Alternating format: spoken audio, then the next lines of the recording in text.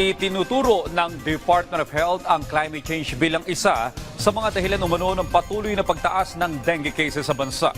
Ayon sa ahensya, tumaas ng nasa 40% ang naitalang kaso ng dengue kumpara noong isang taon.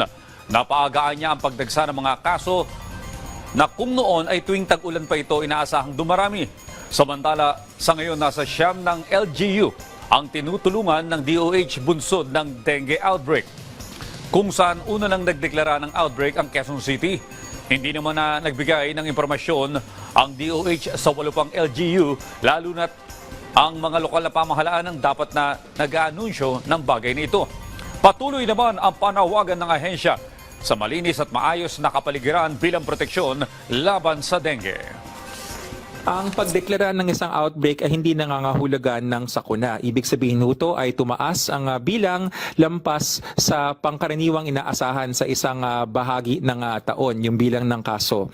Pag tayo po ay nagdeklara ng outbreak sa pamamagitan ng ating mga mayor or ating mga governor, may kasabay po yan na outbreak response at yan po ay makikita natin dun sa mga ginagawang paglinis, yung community cleanup drives.